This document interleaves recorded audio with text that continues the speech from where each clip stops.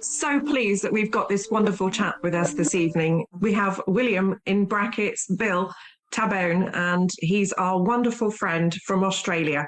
I'm so pleased that you've made it. Please step up from the green room and take to the stage. Wonderful. Thank you so much, Caroline. I'm so happy to be here. I'm sorry, again, my apologies for the delay.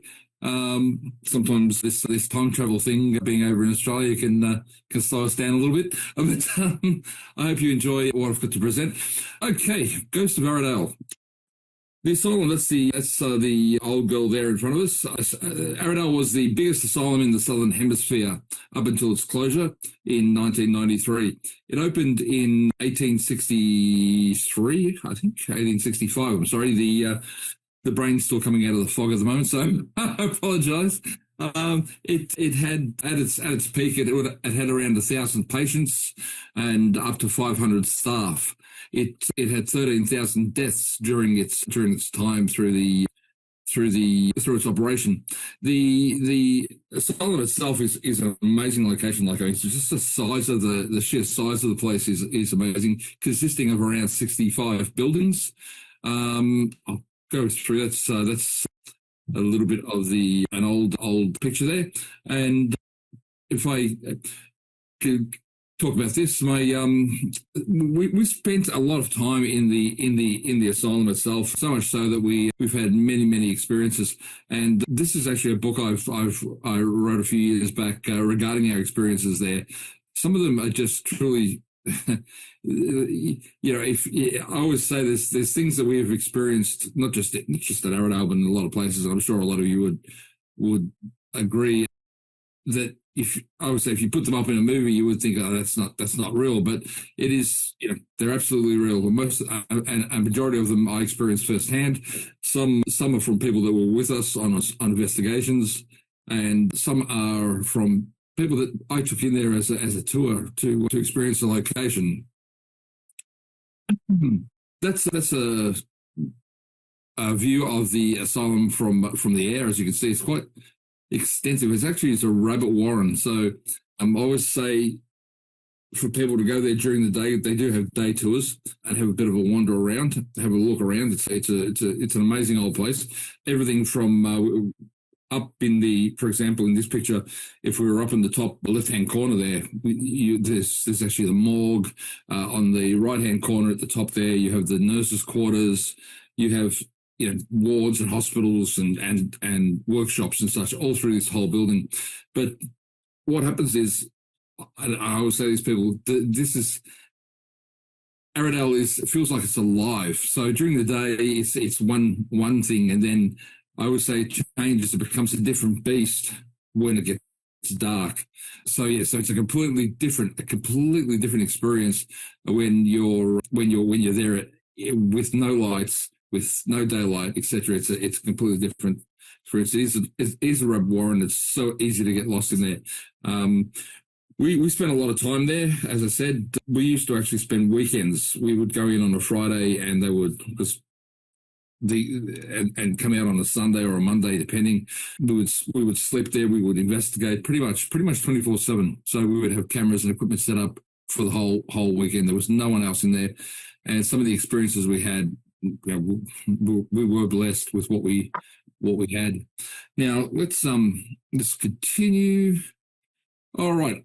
So what I want to do is I want to go through each of the areas and give you, as you can see, I've got some little notes, little wordings there, and to give you some of our experiences about what we have come across. This is the admin building, or the front of the building, where the people would be admitted. They would come in, walk in through the front door, and some of them would never come out again. So it's actually quite a, when you think of it like that, it's actually quite a way, sobering thought. Some people come in here and never left, and this is what we come across. Now, I speak about the governor. The governor, the place had many governors that looked after the location. The location is actually about a 2.5 to 3 hour drive from Melbourne. It's in the city of Ararat. Now, the asylum itself is actually not in town. It's actually outside of town. So it's located up on a hill with the old belief that, fresh air and sunshine will help cure you. And so it's quite isolated from everything. The place itself was really a small town on its own. It had its own bakery, it had its own market garden, its own butchery. It had butcher, English language. It's fun. So, but it really was its own almost self-sufficient. But the governors changed quite often. I can imagine the strain that they were under. And there's one governor that actually was sent up from Melbourne and didn't last very long before he took his own life. And if you can see this window on the left here with the stained glass, that's actually from his office where he actually drank a bottle of acid. Not very nice, and I can imagine the death was not very nice as well. But one of the experiences that we've had in there, I've had it myself, is once you walk in there, you're in there a minute or two, and you will start actually you will feel your throat start burning. You will feel that uncomfortableness. It's not obviously as harsh as if you drink actual acid itself, but it's hard enough to make you really uncomfortable and quite not wanting to be in there. It doesn't happen all the time. I've been in there many, many times, and probably in 50 times I've been in there, it's probably happened 3 or 4 times, but it does happen, and I've had many people actually have the same experience. So it's not just one person, and usually it's, as I said, it's fairly quick. So that's for me, it's the spirit or it's the energy showing me what happened there possibly. That's my explanation for that. On the right there we have following a spirit. Now, I was in the asylum with my wife Amanda. It was daylight. We were just exploring, taking photos, and finding different locations that sometimes you don't see when it's dark. And we turned around. We're actually just in the doorway of the governor's office, and we turned around and we saw a gentleman in a suit, quite a tall gentleman, solid as you and I, walk past. I was like, that's really weird because everything's locked up. No one can get in here. There shouldn't be anyone else here. And we sort of followed. We just thought, oh, well, where's he going? And we sort of went behind him. And the bottom picture there in the middle, you can see there's like a corridor with it's actually a walkway. Well, that door there was actually locked. And the gentleman walked straight through it and disappeared, just walked straight through it. And when he went through, he actually was not there when we looked through the glass. He was completely gone. So it's actually a really interesting part of the building, a little bit different to where the patients were. This is actually part of that building. There's a museum with things like the lobotomy tools, which I can imagine the energy that they hold, and the things we can get off them. So the admin building's quite interesting. Now the women's ward.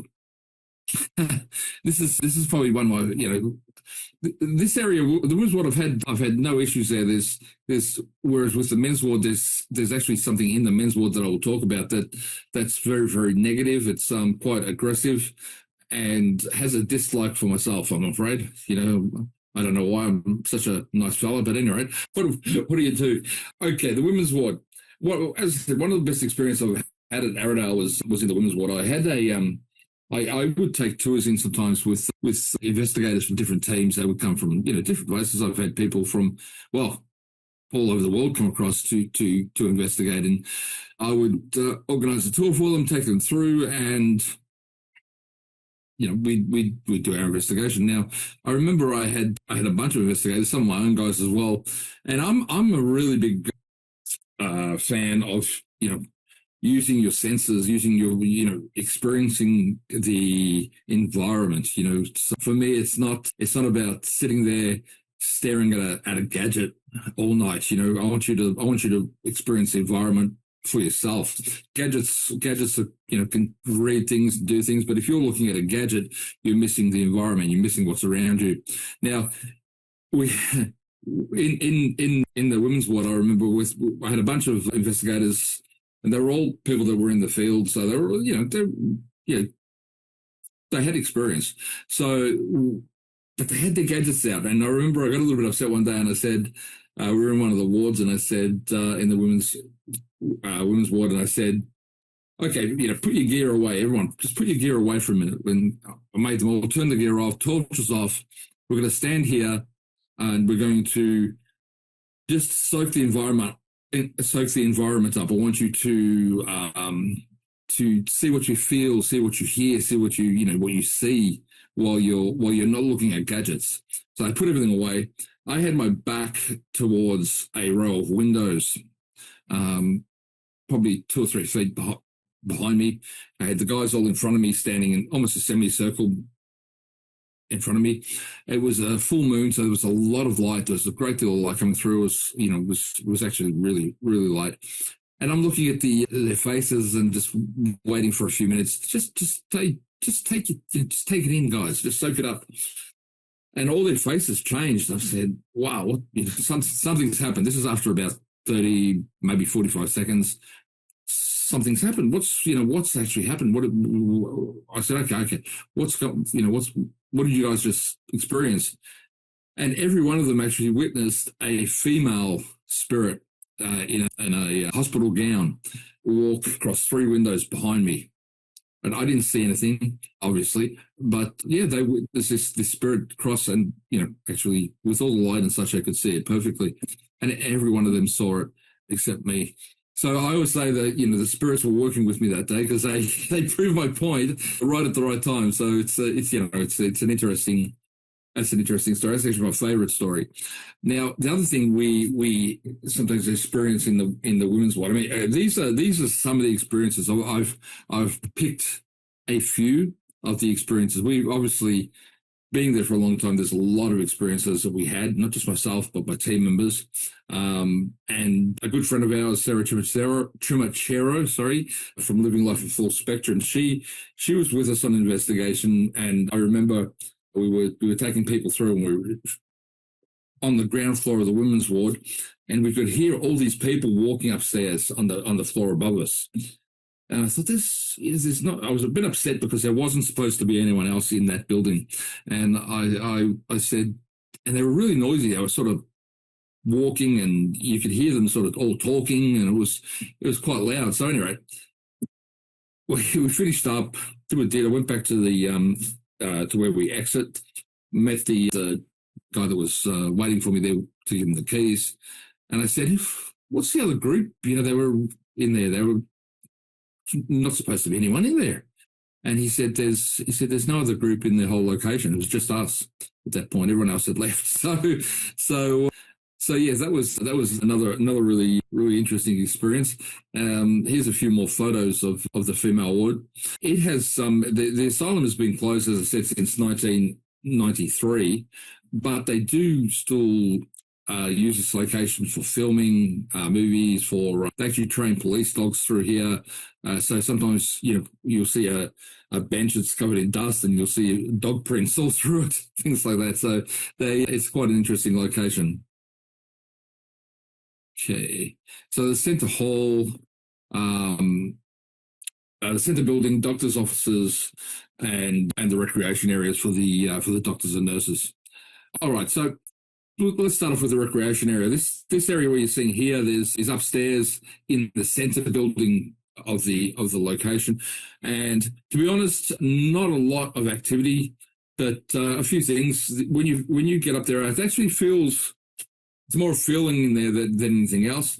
It feels like you're in a party. The energy is like you're in a party. There's a lot of people around.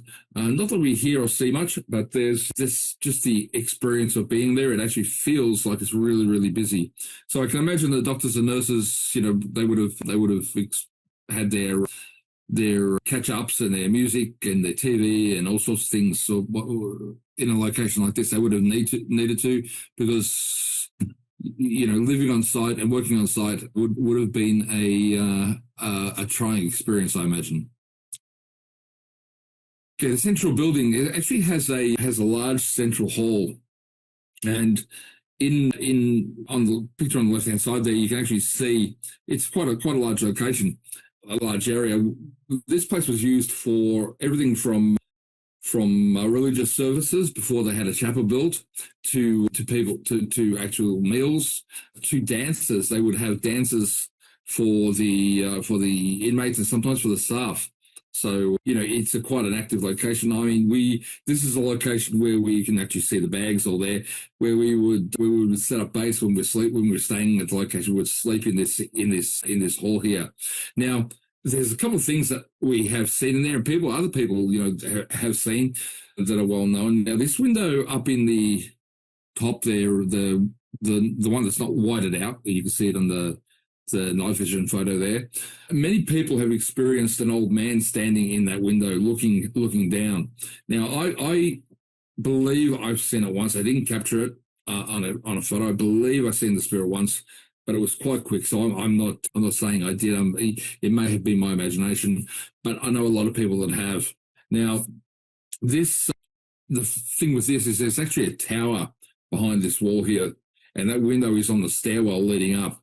Now, the only problem is that stairwell is so run down that it is impossible to walk on. It would collapse if anyone physical walked on there. So people, when they see this old man, are thinking, oh, there's someone in there, but it's impossible. It's actually physically impossible to walk there without it collapsing. A couple of the other things that we've had in here was we've actually heard voices, people talking. We're sleeping, we will hear spirits talking and having a conversation. We will hear music, we will hear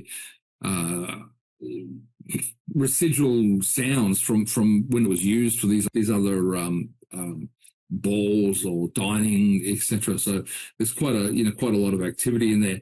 One of the other things we've seen is a lot of shadow people, especially down near these doors to the back here, or at the front, I should say. That's actually the front of the building. Moving across, there's quite a lot of shadow activity and whistling. I remember, I can't remember. I'm sorry. I thought I did play this, but yes. My son Joseph, he's 23 now. He's been investigating since he was about 12 or 13 with me. All my family are involved in this. All my kids have been involved in investigating at some point, and it's which is great. But I remember Joe was in this hall with a couple of my guys. They were trying to communicate, obviously, with whatever spirits there, and they were whistling, and they actually received a whistle back, and they recorded it. Now I'm going to play if it works here. If you could hear that, it's actually the whistle that they received back. So let's see if I can get it working.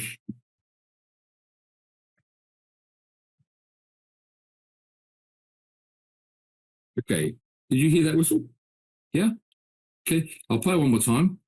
It's actually, this is not them whistling. This is actually what they captured.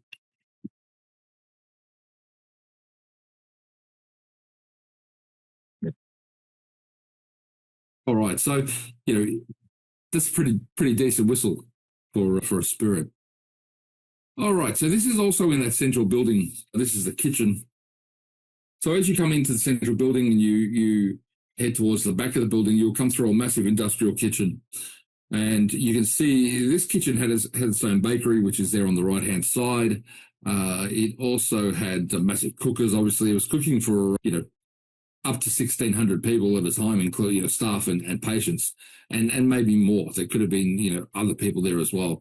There's actually quite a few things that experience in this kitchen. It's not active like some of the parts of the building, but it happens. As I said, this building has been closed since 1993. So what's that? 32 years.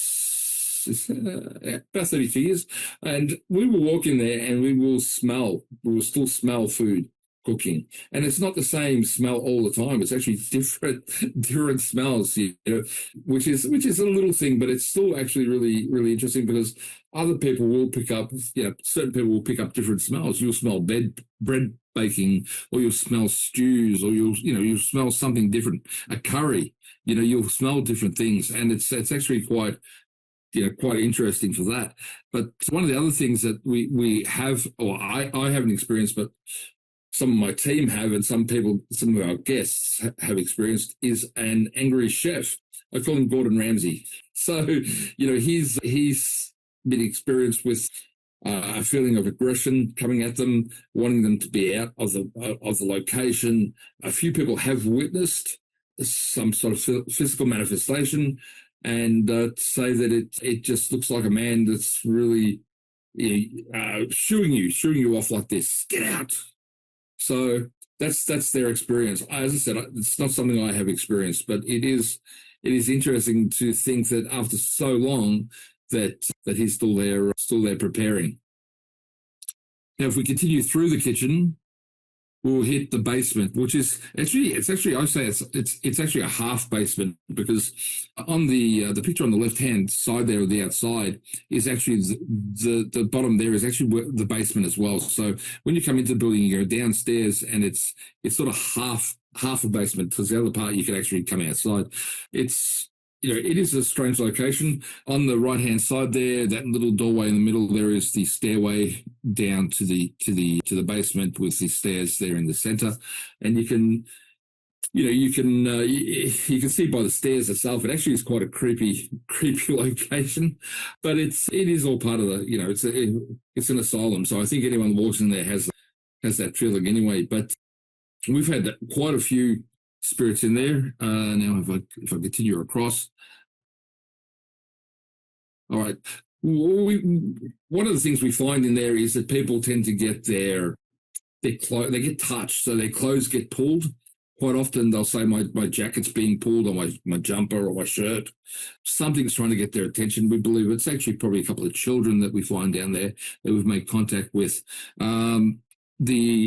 They are sometimes witnessed. People will sometimes witness shadows. Again, it's down this location. You can see there's little doorways. There's all little rooms. It is a bit of a rabbit warren, and people, if you wander around there, you really do need a light, because it is pitch black. And so people that tend to get touched quite often in there. I've never had anything. I've never had people experience anything that's actually hurt them, your usual scratching or biting or anything like that, but physical tugging and pulling, etc. One of the other things, as I said, is shadow people. Throughout the building, throughout the whole location, it's full of shadow people. So, but in some places it's more prevalent. This is one of those places where we tend to see these shadows moving around. Now, I talk about children. There's actually quite a few spirits that we've made contact with here. There's actually two children, a boy and a girl. They're quite young. They're probably about 8 or 9, and they are down here. We really, well, there are some theories and some contacts and information we found that leads us to believe that they were possibly murdered down here. There is another spirit who's quite aggressive. We call him the governor. Not the governor of the location, but he was like he likes to be in control. He's very aggressive. He's quite a nasty piece of work. People have seen him. We get him coming through our devices, and he's very aggressive. We felt him. There is a feeling of being threatened when he's around. He is a nasty piece of work, and we believe in real life he would have been violent. And in some contacts, it's been alluded to that these children he actually killed these children. Again, we have not been able to find any actual written proof, any records of children even missing. So, in the old days, I believe things were covered up, and that possibly this did happen. But there is another spirit there, which is of a young girl, a young lady, who was actually she was a patient. She used to work in the kitchen there, and this is where they kept their stores. She was in love with another patient. They used to meet down here, so they had their relationship hiding, basically. So she pops up now and then. She's quite pleasant, but and she doesn't have contact. She doesn't see the other spirit. She appears to be on her own. So the contacts with her have been through mediums and through our devices, so recordings, spirit boxes, any sort of ITC communication that we might play down there. It's quite, it's a great location, great part of the location. All right. This place here is probably one of the nastier places in the location. Now, you can imagine an asylum is full of souls that are lost there. Any spirits that are there are lost. They can be when you pass, you don't automatically heal. You don't automatically become an angel. You are basically the same personality. And some people, when they cross, I believe, don't, whatever your own belief is, I'm not sure, but if I say when they pass, they don't automatically cross over to where they're supposed to be. The confusion, the fear, the whatever the mental state might be, can hold people here, and I believe that's why people get stuck. But there could also be that some people are stuck because they are afraid to cross over because they fear judgment. The old if you're a bad person, you're going to go to hell, you're going to be judged, you're going to go to hell. Whether that's true or not, it's what people believe. And unfortunately, I believe people's belief can actually affect them out when they leave their body, when they pass. But having said that, we'll get into some stories. Some aren't too bad, but there are a few really nasty stories about this place. During one of our first investigations there earlier on, actually, let me clarify. We investigated this location before they were running tours. So before it was open to the public, we were able to get in here. We had permission when we come into the location. And I will tell a story about that later on. But when we were here earlier before the public were in here, we actually would hear several times actually in this location up on the first floor, we would hear a woman and a baby.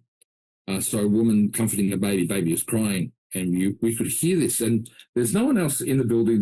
There's no reason for anyone to be there. The location is miles away from anywhere, so you're not going to have a sound traveling, a kilometre and a half, 2 kilometres away from any other building outside of the asylum.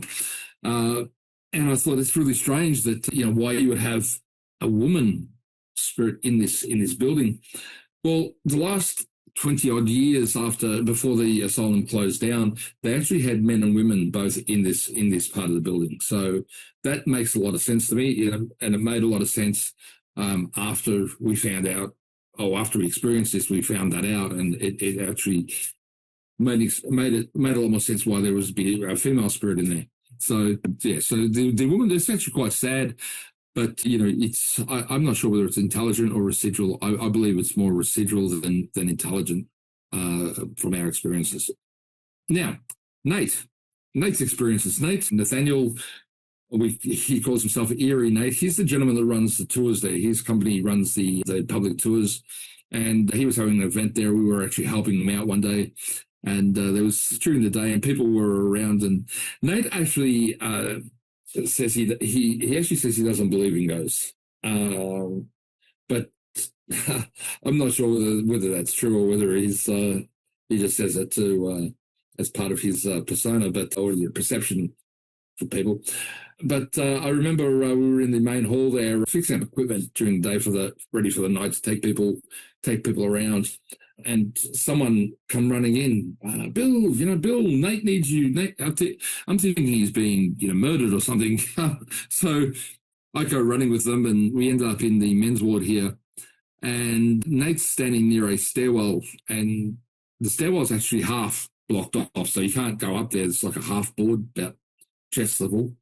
And I said to him, what's going on? He said, well, I was walking here, and he had someone else with him, and they saw a black shadow come running down the stairs, ran past them and into the rest of the ward. And as soon as that happened, they got an overwhelming smell of rotting flesh. So he was actually quite taken aback. And by the time I got there, there was no smell, there was nothing. But I mean, being a gentleman that he is, and I've known that many, many years, he's a great guy, stand-up guy.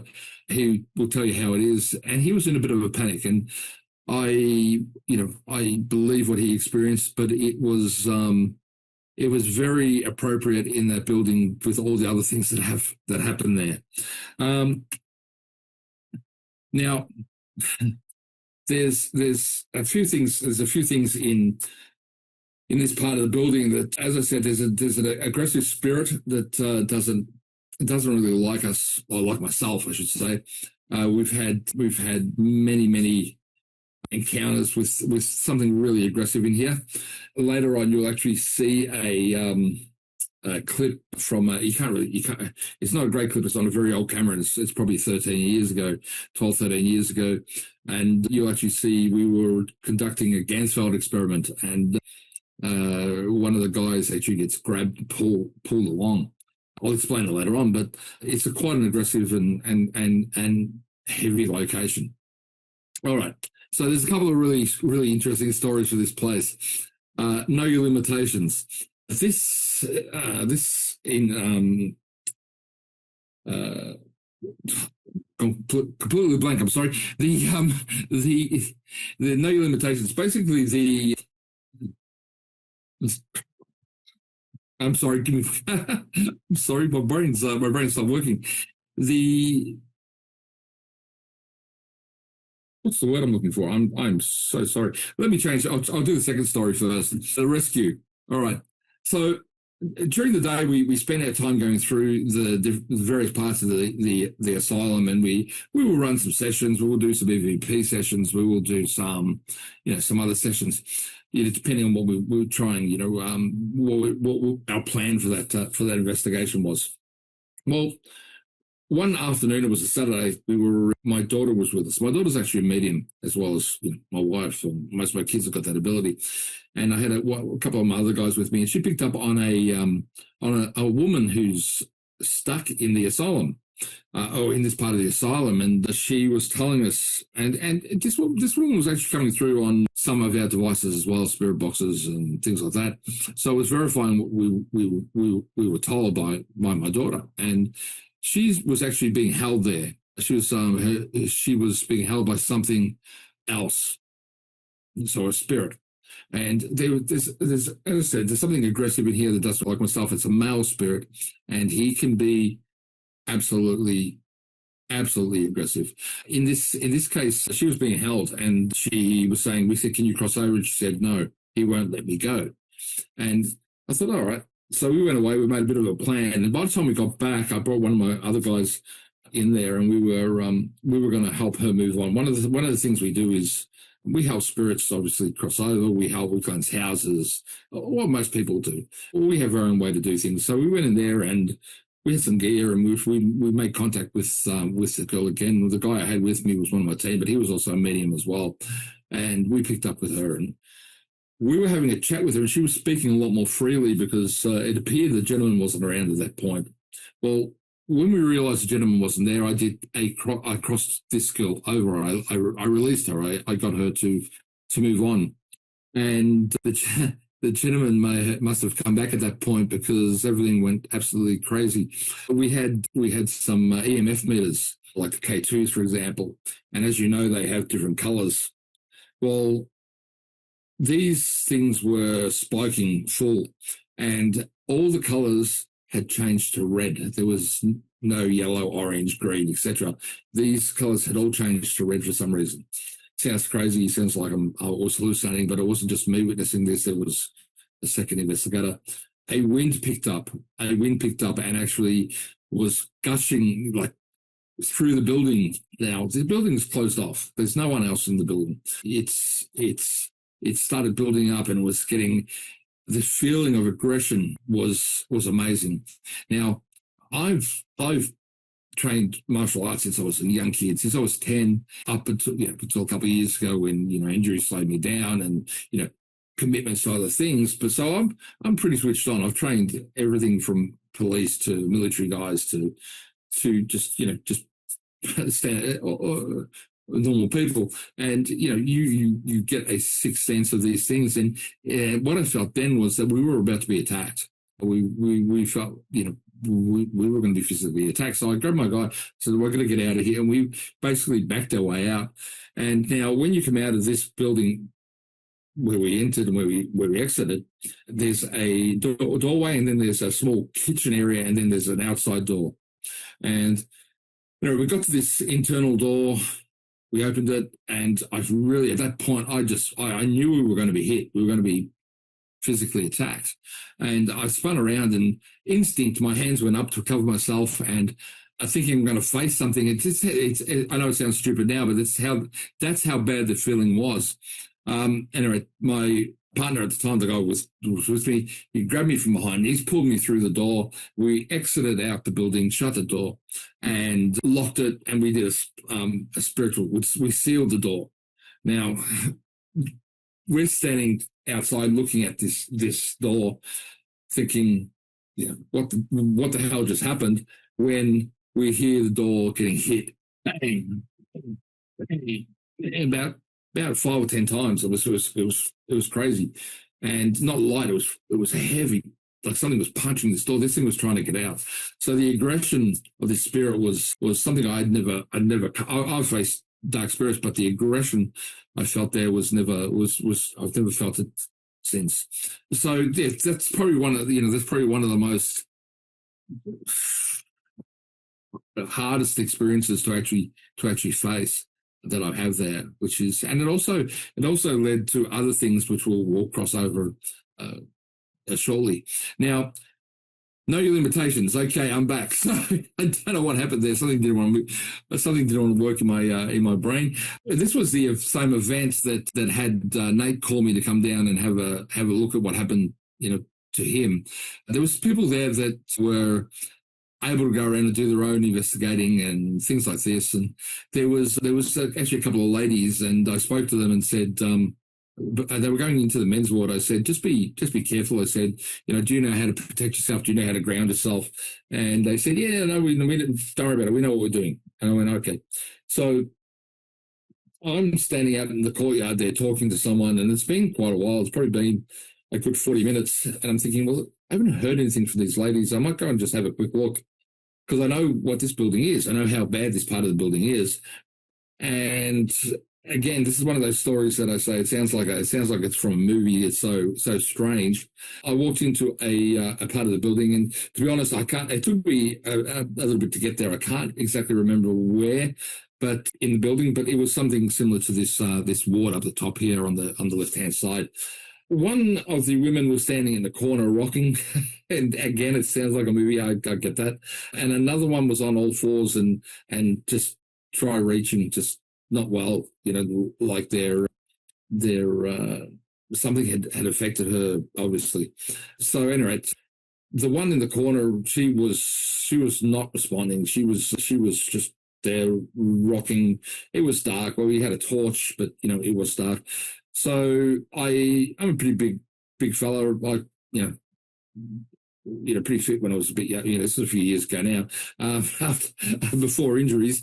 So anyway, I ended up throwing the lady in the corner over my shoulder, like I'm carrying her over like this. She wasn't a big lady. She was quite small. They were quite small people. And the other one that was on the floor, I actually grabbed her by her jeans, the back of the jeans, and lifted her like I was carrying a bag. And I walked them out. So the thing is, what I say here is know your limitations. Is these women said they knew how to protect themselves. They knew how to look after themselves. They didn't. And, by putting themselves going in there and not having the proper protections, they were hit. Now, once we brought them out and in the centre area, I had put them on the grass and we ended up doing a healing. It took them a long time to come back. They were really, really unwell, throwing up and all sorts of wonderful things. But it took quite a while to restore them to be okay to walk around and move around. Needless to say, they didn't go back in. They didn't do any more investigating after that. So yeah, the men's ward is absolutely crazy. All right, let's move on from there. We have the women's infirmary. So there's a male and a female infirmary. This is where the procedures, so everything from lobotomies to abortions, were carried out. You can see the building at the front. At the top there, that's the front of the building, and the hallway on the side here runs down the centre, and we have a couple of wards coming off, kitchens, offices, etc. Now at the bottom there, you'll see that's what we call a procedure room. Those two rooms at the two doors at the back there, the patients that were going to have a procedure were put into one of those rooms. So, for example, where the doors open, they would all wait in there. They would have seats. They would wait in there. And as they were being in the middle of this floor in front of us, there would be a procedure table or a procedure chair or whatever the procedures they were doing at the time. And as I said, everything from abortions to lobotomies, it was done here. And The patient would be brought out, they would have the procedure, and then they would be put in the second door there to wait to be taken back to their ward. Now, this is all, to exit, you have to come through the door from where I'm taking the photo. So these people would come out of that little room, have the procedure, be put in another room, and then when they're coming out, they have to walk through the where the operations or where the procedures are taking place. To me, it's a little bit, not good form. It's not really well thought out. But having said that, we've had quite a lot of things happen here, and everything from conducting spiritualist movement experiments, where we've had people make contact and actually break down crying because they've related. They've been nurses and they're relating to the contact, etc. We've had a lot of things happen. One of the strangest things I've had happen was the music experiment, I call it. The hallway there you can see at the top right hand there. What we did is we investigated. It was probably about 4:00 in the morning, and I thought, you know what, everyone had gone to bed. I had one of my guys. We were about to go to bed as well. I thought we'll set up an experiment and we'll let it run. So I had a video camera pointing down the hallway, probably past his first door on the left-hand side there. And I set up a video camera pointing down towards the door. Now, in front of that, about 10 or 15 feet, I had a CD player. We put a CD player down there, and we put, I think it was Lion Butterfly, in the Garden of Eden. It runs for about 15 minutes. It's a long song. So we had that playing, and the rest of the CD, obviously. Now we go to bed, camera's running, recording all this. Several things happen. The CD player, actually, you hear it get switched off. You hear the button being pushed, and the music stops. Okay, my first thought is, okay, maybe it's run out of power, and simple, it's just shut off.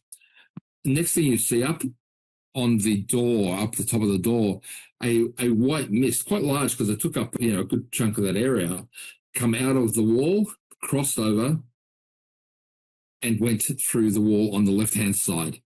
And that was all captured on camera. So that was interesting. But then we actually hear click, the CD player being turned back on, and the CD starts playing again. So that was an interesting experience in itself. And I thought, something to think about, because the CD itself wasn't Bluetooth, it wasn't that sort of thing. It wasn't at time. We didn't have that then. Or the CD player wasn't Bluetooth. It was actually a press button, and that's what I was hearing. Now, the next thing I want to talk about is a thermal camera experiment, which we did in one of the procedure rooms at the bottom there. We had someone sitting up about 3/4 of the way towards the back doors there, just sitting there and asking spirit to come and hold their hands, that sort of thing. We had a thermal camera set up. Now, the person sitting there, you can see their heat signature, and then all of a sudden, there was a woman sitting there, and all of a sudden she says, "Oh, my hands are getting cold," and you could physically see. So she says, "Something's holding my hand. My hands are getting cold. It feels like something's holding my hand." And you could physically see both her hands getting cold. Both her hands were being held. And we asked the spirit to step back. They stepped back, and the hands started to warm again. And then we asked them to hold her hands again, and it happened again, which was interesting in itself. So then we switched people over, and we had someone else sit there thinking it was maybe they were imagining it. And, maybe our camera was just, we were trying to recreate. So this time we asked the spirit to hold one hand of the new person that's sitting there. And sure enough, one of the hands, they said, it feels like it's being held, and the hand went cold on the thermal camera. So one hand cold, one hand warm, which is interesting in itself. That's it's just these little experiments to try to prove that these spirits exist, obviously, and make contact. Now, I spoke about people being affected. I have a thing called the infirmary effect, because it tends to happen in these hospitals quite often. We run an experiment that's quite spread around now. A lot of people do it, but I learned this from a group of my friends that I helped set up in the UK. They did a lot of spiritualist exercises, I think you would call it, and we call it the human pendulum. And it's basically what happens. We ask spirit to identify someone that they want to communicate with by affecting them, making them feel wobbly or such. And then we put them in the center and we ask yes, no questions. Well, in this environment here, we had a perfect, I call it the perfect storm. What I had was a woman, which I didn't even know at the time, was actually a nurse. And she was in the center. She was identified. She was put in the center. And she, apart from answering our questions, she could feel the emotions from a nurse that is still there. And she actually broke down crying. So she felt everything from them. They're stuck. They felt frustrated. Obviously there was procedures, going on, that at the time they thought were right, but weren't very nice. So she had this download of information hit her, and she was spitting out the information as she was getting it. So from a spiritualist exercise, this woman was channeling this information, but she had no idea. She was just there. She'd never done a paranormal investigation in her life. She was there just to experience what we were doing. We pulled her out. We gave her a bit of healing, and she was fine. She was great. But it's the experience in this environment, in this hospital, that we get quite often. All right. So this is the men's infirmary. So we have the female infirmary and the male infirmary. The male infirmary, the female infirmary has been looked after quite a lot. The male infirmary is quite run down. It actually is not used on tours very often. It's sort of been neglected a little bit, I would imagine. But we've been in there. We had quite a few experiences in there, obviously. The main one that I find we have had is that we will hear people shuffling. You ever seen a patient in the hospital? They're either elderly, or they've been they're on medication. They don't walk as such, but they shuffle, and you get that feet sort of as they walk. We hear that a lot in that building, and it's not just you'll be in having a chat, and you'll get this sound coming down the hallway, and there's no one there, etc. So that's the big thing that happens there quite often. But hitting Ragnar is one of my team. Ragnar is a big guy. He's a bodybuilder guy. He's a big lad. We had a group of my over there for a friend of mine who came from the UK there. Chris, he was out, so we set up an event, and we had people come along and did an investigation with us, and Chris was the one that showed us a lot of the spiritual exercises we used, and he was running one of these exercises, and Ragnar, I had him filming. So he's filming, and he's near a wall, and I saw him sort of bouncing, sort of rocking back and forth a little bit, and I'm thinking, that doesn't look right. So I walked up to him and I said, now let me just give you a bit more information. Ragnar was although he was an investigator, he was very much a non-believer. He had to see it to believe it. And, he didn't use protection. He didn't do his groundings or any sort of protection and such. Well, I walk up to him and I say, "What's going on, brother? You don't look right." He said, "I can't move my legs. I can't walk. I can't move my legs." And that's why he was sort of bouncing off the wall, because he couldn't hold himself up. I said, "Okay, that's interesting." So I had one of my sons with me, Joe. He was about 16 at the time, and he's a big lad. He's 6'3", and built. We call him built like a truck, or built like a lorry in the UK there, I suppose. He's a big lad. So I said, "Joe, come over here." And we didn't say much. The others kept doing what they're doing. We just got Ragnar's arms around our shoulders, and we carried him out. Took him outside. I had to do a healing, and he said it was probably the weirdest experience he has ever had. He could not move his legs for want of trying.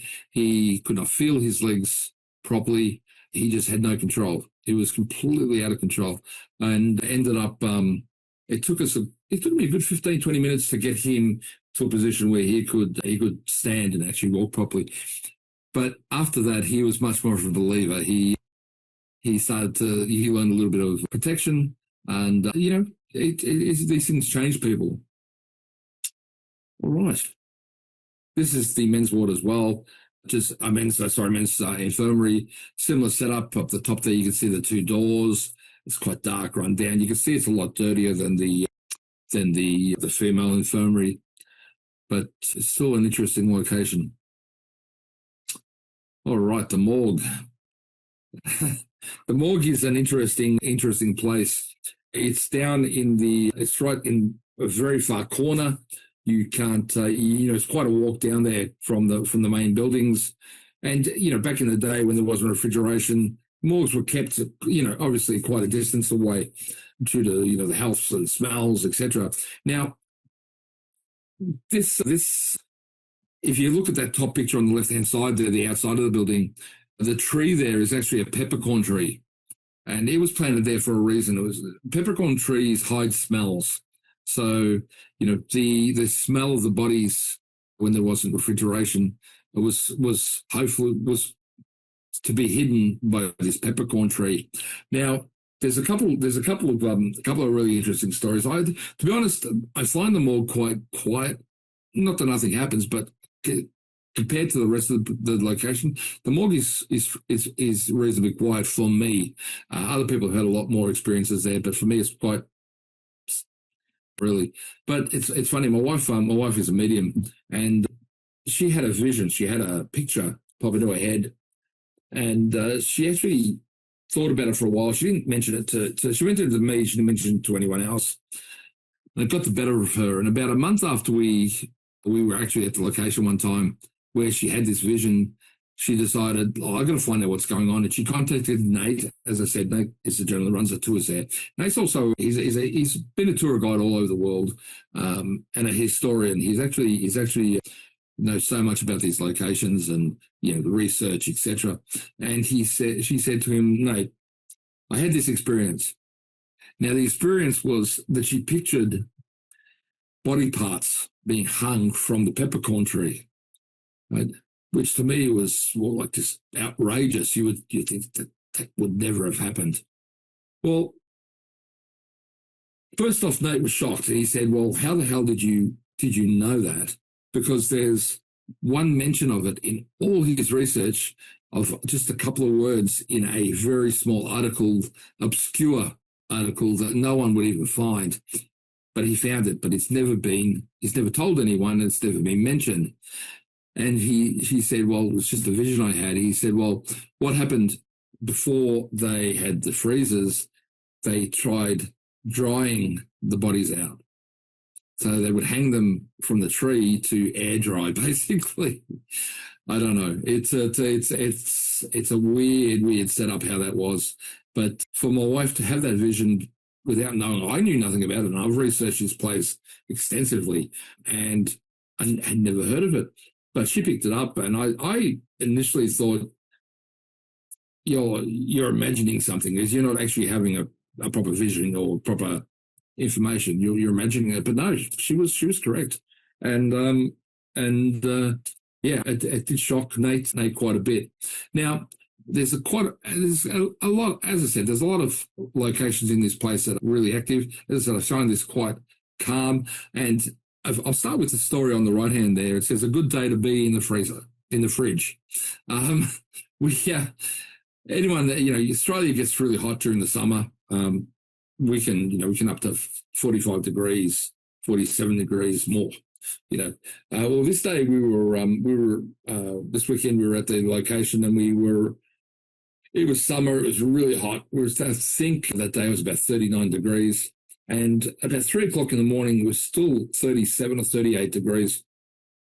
And everyone had gone to bed. There was one of my guys, again, with me. I tend to be the last one running around, trying to squeeze every minute out of the location, obviously. And I thought, let's go to the morgue. And I climbed up onto the freezer bed, the morgue fridge there. And I got my guy to push me in, shut the door, and we had a camera set up filming the fridge itself. And his job was just to monitor the camera, make sure it was running. And if I started crying like a little girl or something, to drag me out. But anyway, I went in there, I had a voice recorder, and I'm in there asking questions. And to be honest, the heat outside. Even though the fridge was not operational, it was so much cooler in there. So I was starting to nod off. I'm thinking, well, I'm going to stay awake. Like, I'm going to fall asleep. So I'm lying in there, and then things started happening. I had shorts on, and I felt from my ankles, because I had shoes on, obviously, something was running like fingers like this up my legs. It would get to about where the shorts are, would stop, then it would start again. And when your hairs are being touched really lightly, it was that feeling. So that was interesting. I just took that as a it was a sign. Okay, something's happening, and I'm asking them to show themselves. And then all of a sudden, I hear whistling. So I audibly, with my own ears, I could hear something whistling in there. And I'm thinking, okay, cool. I'm asking questions, still trying to get them to interact and talk on the voice recorder. And I was probably in there a total of about 45 minutes and trying to stay awake, obviously, because as I said, it was quite cool in there. And little things were happening. Then all of a sudden, something right next to my head, obviously there's on the inside there, you can see it's all concrete. So right next to my head, something slapped the concrete super loud, and the energy felt really quite aggressive. And that's when I said, I'm out. I got pulled out, and we went off to bed. But, that was an experience in itself. But as I said, the location is normally quite calm for me, quite settled. And that was an interesting experience. But then you'll see M's experience. M is my daughter. She's a really good medium. She was one of the bravest investigators I've ever seen up until this point, where she had no fear. She was just fearless. Anyway, this is one of the times before the tours were running, we were in there in the location. We had access to the location. We were actually had the morgue drawer freezer open like that with the thing slid out, and we had some equipment on there, and we were playing a spirits box session and asking usual questions. One of the questions I asked was, is there anyone you like here? We had probably about half a dozen of us. And funnily enough, the thing said Bill, so it must have liked me. So I was I was chuffed with that. That was fine. I'm happy with that. And then we said, I said, and it's not a question I would normally ask. I don't know why I asked it, but I said, is there anyone here you don't like? And it said, Emily. And we went, oh, that's interesting. So anyway, we finished up our session, and we're walking back towards the centre hall where I showed you we would set up to change out equipment, etc. And Em says to me, there's something following me. She goes, doesn't feel right. And by the time we had reached the centre hall, she had become really ill. She is a small girl. She's not a very big girl. She was pale. She was white.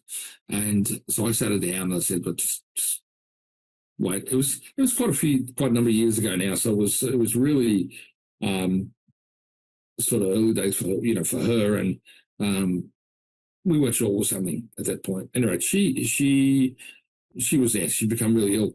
And she said to me, I need to go to the toilet. And I said, okay, well, go on. So over there, she goes, oh, I don't want to go alone. So that switched to me. That really alerted me. This girl was never afraid of anything, but she wouldn't even go to the toilet on her own at that point. So anyway, I got her to the toilet. She had trouble walking anyway. So she went to the toilet. She came out. She looked like death warmed up. So I said to the other guys, there was, there's probably another 5 or 6 people there, all up, and they were doing their own thing anyway. And I said, look, we're going to have to go. She's not well. I loaded up my car. I put her, and I had my oldest son in there with us as well, loaded him in the car. I got in the car, and we drove out. As soon as we left the premises, as soon as we got out the gate, boom, she wasn't sick anymore. She was fine. Her colour had come back. She was fine. So something had taken a dislike, or the energy affected her immensely. That's not the first time I've seen it. It's not the first time I'll probably see it again. But for it to be my daughter, and for it to affect her with her personality being so courageous, it was, to me, it was something quite nasty. But in itself, it was an interesting situation. Now, I think I'm running a bit over time here, guys, so I'll move fairly quickly. That's the morgue. That's the peppercorn tree down the bottom there, inside the freezer. And that's one of my guys, Tony. He's been with me many years, and a great guy, a really top investigator. Okay, staff quarters. I got so many stories I could speak for probably full day, but I just picked, as I said, cherry picked a few. That's the staff quarters. That's where the nurses and the doctors would stay. Bottom floor was married couples. Second floor was females, and top floor was the males. There was some small rooms for them to sleep in, recreation areas, etc. Now, a lot of things that happen here, doors and windows, they rattle quite often. Doors will slam shut quite often. When it's still outside, it's interesting, but sometimes, breezes come in. As everyone knows. One of the experiences I had was walking through the place during the day. I had a group of people, about 4 or 5 people behind me. We were just exploring. I was probably about 10 or 15 feet in front, and as you can see, this hallway on the right-hand side here, I'm filming and walking, just taking some, B-roll for our clips and things. And I walk past one cell and I hear a woman say, "Hello." Nothing scary, nothing major, nothing nasty. She sounded friendly. And I've turned thinking one of the ones who were behind me were talking. They were all male. There was no females, but this was a female. And I thought, they'd come from the cell. So I thought there might have been someone else with us. We had other people with us at that point, and I looked in the cells. There was no one there. So to me, it was a friendly greeting. They've obviously seen us before, and the spirit just saying, g'day. The funny thing about this building is, if you're on the ground floor, you will hear running and walking on the floor above you. If you're on the first floor, you'll hear it on the floor above you. If you're up, you'll hear it downstairs. It's never on the same floor, running, walking, etc. I've put people on the top floor and on the bottom floor to try to catch things, and you'll hear running in the middle. And then I put people on all floors and everything stops. So the staff quarters is actually really active in this place. I'm trying to catch up a little bit. Okay, this is that hallway there. We actually have a footage of shadow. There's a lot of shadow people, but we have footage of a shadow people exiting one room and actually crossing over and entering another room, which was a great capture. This is one of the Gansfeld experiments we tried. This was during the day using natural sunlight. That's my daughter sitting there. We had some interesting experiences. People that did this with us, they experienced seeing people walking in front of them and things like that weren't there. They heard things, etc., which was quite interesting. Now, this footage here, it's really old, it's really grainy, but we're in the men's ward that I originally told you about. This is me sitting in a chair. As I said, it's really bad footage. There's 2 mediums behind me. These guys were there because they felt something trying to get to me. I had a group of people. We actually had probably about 15 people all sitting around watching this experiment, quiet, sitting on the ground. And I'll play it. And the gentleman there in the white pants, he was behind him. There's a doorway, and something grabs him, and he gets pulled towards the doorway. Luckily, he breaks loose. But it's not great footage, but it's interesting if you can see it. See how you go.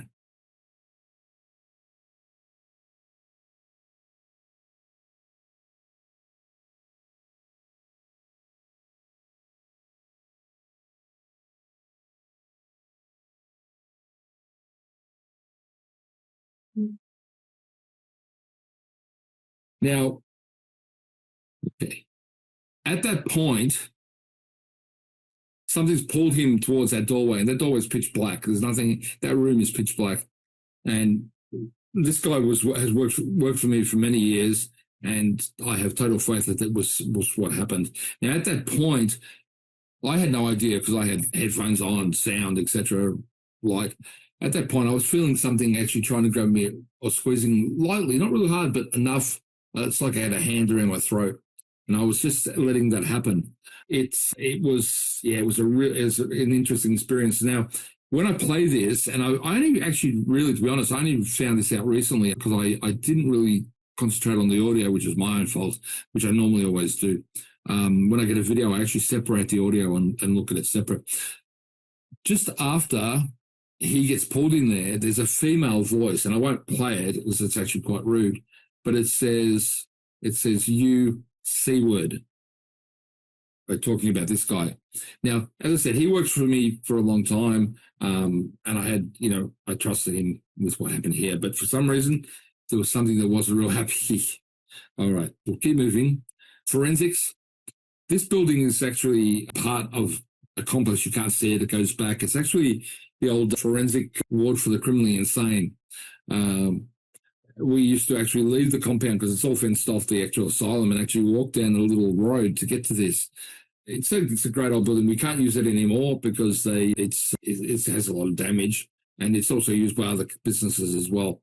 Now, we go in here, we do our sessions, and it's quite a very stuffy building. It's really heavy. Even in winter, it's really, really warm and really quite oppressive. So I would do our thing, and they would say to people, if you want to take photos when we're doing a tour, I'd open the door. If you want to go outside and get some fresh air, get some fresh air. Well, I had a woman who wanted to go outside, and my son was with me, Joe, and I opened the front door. And as soon as once I opened the front door, there's a gentleman standing there, quite short, in the old woolen suit that worn by patients. And he looked as stunned as I was. He looked at me and then went off to his right, my left. And basically, as he went off, he dissipated. He vanished. But I turned to the woman to say, well, did you see that? And her jaw was wide open. She obviously had seen it. Joe had seen it. It was a funny experience, but probably one of the best full-body apparitions I've ever seen. All right, there's a saying there, I don't know mine's covered up, but it says Gary Webb is a dick, right? Now, Gary Webb, it's actually funny. Gary Webb was a bank robber and a psychopath that was kept in this place. He was a self-mutilator. He actually cut his, excuse language, he cut his penis off probably about 3 or 4 times. Had they attached it? Eventually, they just didn't attach it again. They just put whatever device they used there for him to urinate. But he was not right. And but every time we went there, he would come through on our devices, and we would have an argument. He would be calling us names, and we'd tell him to back off, and there would be a fight. But nearly every time we were there, he would come through, and it would be this aggression. But it just shows that, these spirits aren't always nice. Spirits aren't always nice, and that's what we try to tell people. But the forensics area, interesting place, closed down now. Unfortunately, we cannot use it anymore. The chapel, well, the energy in itself, as I said, I'm trying to move through here fairly quickly. I'm running a bit behind schedule, I think. The energy in this place is overpowering. It actually makes people feel quite ill. We've made contact with, I say the pastor, but he could be a priest. He won't give us a lot of information, but every medium that I've brought in there has said this guy has not done very nice things. As you can imagine, in an asylum, there's unfortunate opportunities for bad people to do bad things. So we don't know whether he's done something to the patients or what the goal was. But the energy in the place, as I said, it makes people feel ill, and it's very aggressive. Now, Joseph, Michael, and Patrick. Joseph sounds like I'm about to start an Irish joke, but Joseph's my son, and he, as I said, is a medium, and he actually picked up on one of our tours the names Michael and Patrick, and we weren't sure what he was talking about. Well, a couple of sessions later, we had found out there was 2 characters that actually work or hang around the place or come to the place, and the names that came through were Michael and Patrick. So we figured that he'd made contact earlier on, and a few investigations later, we had these guys come through that we made contact with that matched, and he wasn't even in that investigation. So, it's interesting when you start getting these verifications. In the middle there, you see a dead bat. All right. So basically what the story with that is I had a group of investigators. I believe it was the same time that we saw the female apparition in the women's ward that they saw. Well, we entered through the picture on the right there. You'll see, or on the left actually, the doorway on our left is where we entered. Walked up to the back wall. I put myself against the back wall so everyone could come in, and we heard a slap right next to my head. I thought, what the hell is that? Turned the torch on. Only thing I could see, something hit the wall. All I could see was this bat. Initially, my thoughts are that the bat flew into the wall, knocked itself out, or killed itself and had hit the ground, which is unusual because bats have sonar. They don't run into things very easily. It's quite unusual. Anyway, one of the guys that was there, I knew him. He worked as an exterminator, so they got rid of bats and things like this. He come up and he picked it up and he had a look at it, and he said, "Well, this bat has been dead for a long time. It's actually desiccated. It's actually hollow. What I believe is something had thrown the bat and it hit the side here because something hit and then hit the ground. So that's the only thing I can think of, which is really an unusual thing to be thrown." I was always, it gives me a bit of a giggle. All right, let's the grounds. Okay, the grounds are interesting in themselves. A bearded man. People actually often, especially down in the car park, they'll see a bearded man wandering around who's not there. A lot of the time, people will mistake it for me. They will actually think that I'm down in the grounds there doing something, and say, ask me, were you just there? I say, no, it wasn't me, and tell them the story. So it's actually, it's quite an interesting, story. There's a lot of screaming. We've heard people screaming. We've seen shadow people. You can see the location. There's actually, you can imagine, what you would see there if you spent the time to just sit and look. But one of my, again, and probably one of my other favorite stories is the doppelganger. I don't know why I'm pointing at the screen. It must be getting tired. The doppelganger. That's an interesting story. Okay, so we were there, my team investigating for the weekend. We were having a break. There's the centre hall, if you remember at the start when I showed you the picture, aerial picture. The main building's like a U shape. Then you have the centre hall. We were on if you're facing the hall, the right-hand side, having a break, all just standing around having a chat. People were, just having something to nibble, having a drink, etc. One of my guys, he'd been around a long time. He knows his stuff. He went to the other side to have a cigarette. Now, you're not allowed to smoke in this place, but he was being a bit cheeky and thought he'd sneak one. And then he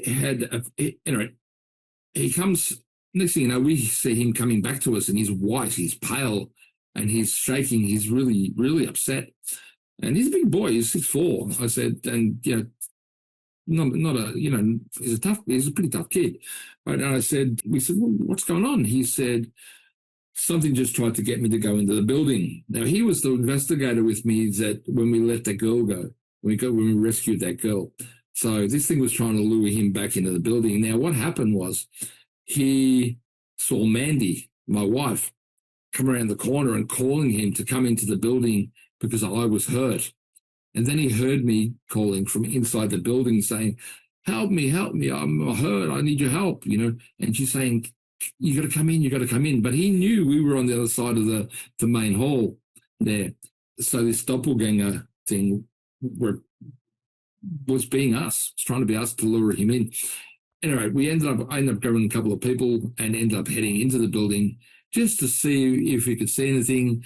We ended up turning on a spirit box, I think, and we had this spirit saying, we said, well, who are you? What are you? Etc. And it was saying, the devil, the beast, this, that, the monster. And it wasn't the devil, it wasn't a demon, it wasn't nothing. It was a nasty human spirit. And that's what we came across. We pulled it, we told him to back off, and we left. Simple as that. But this doppelganger, this gentleman he was a dark skin, like quite tanned, but he was pale. He really was in shock. So the location grounds can be just as crazy as the buildings, and you can see these locations. Now, one last one, I suppose. I think we finish up here. Was during one of our weekends, we actually captured 87 Class A EVPs, like magnificent EVPs, like us talking. 87. I've never, ever heard of that number anywhere. I've never had that number again. But the saddest one for me was we had come out of the back of the men's ward. We were walking back towards the hall and through in between two buildings, a lot of leaves there. I heard walking. I was thinking someone's with us. I turned around. No. When you listen back to the recording, there's a spirit that says, take me with you. So it was quite, and it was quite sad in the way it said it. So yeah, these spirits, unfortunately, some don't want to be there, but just don't know how to leave. All right. Thank you for listening to me, even though I was late. I do apologise again. I hope you forgive me. If you're not on our page, jump on our page, Australian Paranormal Society on Facebook. You can find us there easily. But I am going to do a little plug and say this is a new YouTube channel I've just started called Paranormal Explorers and Travel Planners. One of the things we do is help people, find locations. If they're going on holiday, they want to go somewhere, they want to go to the States. Where are you going? And we will find locations for them. It's just something we do. But also, we've got a bunch of videos up here from our adventures, from our events, from older events that we've run as well. We've got a lot of things come on there for you just to explore. So if you feel inclined, jump on YouTube, give us a hit, and hopefully we'll speak to you again, and I won't be late. I apologise. Please forgive me. Have a great day. Thank you. Bill, thank you so much from everybody here in ASSAP listening this evening. Well, that's got rid of my first question that I was going to ask you. Where can people find you? So if people are going to create a travel itinerary, yes, do you do multiple different areas that they can book into different events if that's what they wanted to do, or is it just very specific ones that you would do? I don't know. Initially, people can just say to me, I mean, I really all it is at the moment, what I'm looking at is actually, I actually I'm planning on starting to actually take people on tours. That's sort of one of our plans in the long run, because one, I love to travel. So, and two, we love the paranormal. So it's sort of combined in our passions, you know what I mean, to do this. Kids are growing up, and such. So it's getting to a time where we can do these sort of things, but also it's a passion that I can help people. So it doesn't have to be on a tour for me. It doesn't even have to be on a tour at all. But someone can come to me and say, look, I'm going to the States. I love to, this is where I'm going to be, or this is where I want to go. And, if I know a lot of people in different places or people that have contacts, I can say, look, have a chat to this person, they'll be able to give you more information, or I can provide them with information. Just to, some people just don't know where to go or who to speak to. And that's really what it is. Just, your local paranormal tourist operation sort of thing, what do they call it? Traveler's aid or something like that. It's just trying to get people head people in the right direction. Wonderful. Thank you very much. I am conscious of the time, and I know that there are people here that will obviously need to go and get their supper as well as you getting to bed. So I'm very quickly going to hand over to Christian so that he can ask the questions to you. But again, Bill, thank you so much. Next time, please record it in advance so that you don't have to wait up for so long. Oh, I would be fine. I was actually I was in bed, and as I said, I still have a digital alarm clock, but I think the power must have gone off because all it was doing is flashing at me, and I didn't. Once I looked at my phone, I went into a bit of a panic. So I'm so sorry again. No, don't panic. Yeah. Honestly, it was a great talk, but thank you so much. No worries. Christian, would you like to ask some of the questions that we have? Sorry, I just realised I was muted. So yeah, I'm going to go through them all, but I have some ones that I want you to put to one side and talk about. So obviously you talked about the women's ward and the J ward. Is there a kind of consistent paranormal activity that is, regardless of how many times you go there or who goes there, it is a very consistent experience? And if so, what are those kind of things that happen? Yeah. Okay. J Ward, I will point out, J Ward is actually a separate building. It's actually in town. If you're thinking about the forensic building, that's actually a separate thing to J Ward. It's actually part of the asylum itself. J Ward was, but it's actually way separate. It's actually, as I said, 2 kilometres away in town. Okay. But we have investigated there too. So there's just different location. Just so people see it's different. Consistent. Well, there's always certain things there. Like, for example, I'll give you one example. In the staff quarters, if we were to go in there 95% of the time and we were using, say, a portal or a spirit box or something, and someone asked, what's Bill's wife's name, we will usually, as I said, 95% of the time get an answer that says Amanda. simply because I believe because Amanda was a nurse, there's a connection there, and they know her, and they hit that. So we get that. You always have your whispering. You'll hear the chatter in the background. You'll hear you'll see shadow people. Certain places you'll always feel heavy. The chapel, for example, is always heavy, and people come out of there saying, "Oh, I don't feel well." Right? It's a heaviness, and that doesn't change. The only time I find people sense difference in the lot, or not pick up the same sort of thing, is daylight. Your senses aren't quite as heightened. At night, our senses are much more heightened, so that's when we're starting to see all these extra things. So there are through the whole location, you do have like your basic consistent things, which are present in a lot of places. As I said, whisperings, shadow people, your general things, but each part of that building is unique and has its own feeling. Okay. If that makes sense. Yeah. So what is it used for now, Julie Boyd asks, and makes the comment that it would make a great hotel. Well, that was my thoughts exactly. Actually, out the front of that building, there's actually a building off to the side, which was, its nickname was, and I shouldn't say this, its nickname was Shitty 9. And it was wards and that, but it was like for uncontrollable patients and that sort of thing. But it that part would be a great hotel that you could set up and have people going into the asylum to do tours and things. But yeah, it would.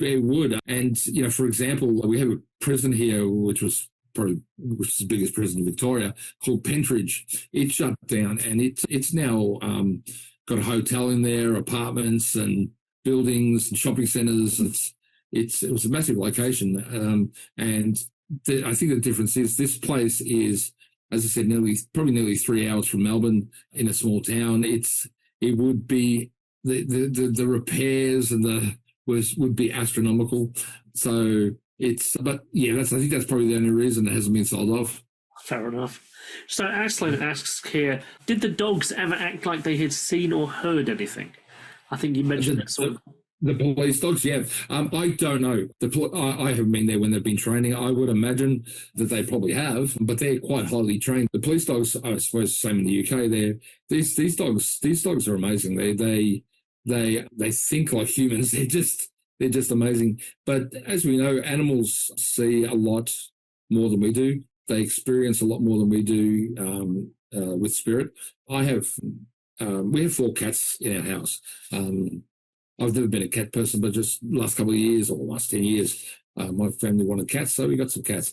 But they have 1 foot in this world and 1 foot in the next, much more sensitive than people normally. But dogs are the same. Dogs see and hear and feel much more than we do. So I would imagine they have. Yeah, I've certainly seen dogs react very strangely in some places, and they react to things that clearly aren't seen by us. Absolutely. And sorry, just to reiterate on that, there's actually now a lot of people will actually take dogs on investigations because they react to certain things. But I think that's interesting. But I think it's a very fine line because a dog will also react to a mouse or a bug as well. So you'd have to be very careful how you read what they were reacting to. I get you. Yeah. So my question here was, do the spirits and the ghosts there interact with each other? You mentioned the governor has this particular presence and a personality. Yep. Do other entities that you are encountering, do they behave differently when certain other spirits may be around? I think you did actually allude to this a little bit later. Absolutely. No, absolutely. There's some spirits there that tend to overpower others. They tend to take over. So spirits that would normally talk to us, shut down or step back. Some will become more active. So, the women's ward is quite an interesting one. They tend to, I've found, like, being a male in there, and sometimes I'm in there on my own. Like I'll even if I'm doing a tour, I'll put people in cells and I'll be standing outside on my own. That there's quite a lot going on around me. Again, maybe because I was a male, maybe that mix of energy. So they do change, but when I've been there with a lot of females, it seems to be much more subdued. So they do change in the way they act. Okay. So, who is responsible for maintaining the location presently? You said it's used for film shoots and some of the buildings, other things. It's actually owned by a university, and they look after it. They're obviously responsible for its maintenance, but it's also held partly by the government, it needs so much work. It needs a lot of maintenance. We're just concerned that some parts are going to get to a point where it's too dangerous to enter. We have to obviously, look at, insurance purposes and things that, we're not taking people into locations where they can get hurt. So. Do you not think about there's a really interesting dynamic of the dark tourist these days? That's something that's kind of coming to people who go to disaster zones, or they go to places that have a dark history. It could be they're going to Hiroshima just to feel the vibe, or they're Auschwitz or whatever. Well, do you think places like this draw not just those who are paranormal investigators, but those who are they like the kind of macabre space? Absolutely. I places like prisons and asylums, that we tend to do a lot of work at, I believe they draw dark energies anyway, because because of mental illness, the things that, like in prisons, the things that people have done, darker energies are drawn to these places. But places like Hiroshima, Auschwitz, and such like that, I believe that they do draw a certain people there. Personally, myself, there's certain locations I wouldn't investigate as just out of respect. Where a lot of, for example, I don't believe I would ever investigate Auschwitz, simply because of it's hard to explain. In a war, for example, soldiers are fighting and they're dying, but they're soldiers. That's their job. Does that make sense? Sounds cold, but that's their job. But a place like Auschwitz, these were normal people that were taken there and were murdered. To me, there's a difference between that. For example, Gettysburg in Pennsylvania, there, the battlefield, I've investigated that numerous times, and I don't have a problem with it. But they were soldiers. That was their job. It's a horrible thing, and I hate war and I hate people. People shouldn't have to die for other men's ideas, but that's what that is. But places like Auschwitz, where civilians mostly were murdered. I think people are drawn to those places. They have that macabre ideology, maybe, but I think there's certain places we should not investigate. Yeah, I get the vibe off that for sure. Yeah. Shall we draw our evening to a close then, or morning, I guess, in terms of yourself? Caroline, is there anything you wanted to round up with this evening? or this morning? Yes, we're just going to have a quick chat, should I say, a quick update on who we have next week. So on the 11th of September, which is next Thursday, we're going to have one of ASSAP's own executives, Steve Hume, and he'll be talking about sound recording techniques for field investigations. And then the following week after that, we've got the wonderful Penny Morgan, and she's going to be doing a talk for us, and 5 came home. So that'll be a nice double 2 weeks to look forward to for that. I am conscious of the time, Bill. Thank you again for a wonderful talk. Thank you. And it's been a pleasure catching up. But yes, thank you so much. No problem. Yeah, thank you. Okay, guys, let's have a good morning and good evening, wherever it is that you might be. Make sure you have a great one this coming weekend, whatever it is you're going to be getting up to. So for ASSAP's Paranormal webinar and Seriously Strange, let's bid everyone adieu. And let's go get some food, maybe some breakfast in your case. Thank you, guys. All right, take care, everybody. Have a good night. Thank you.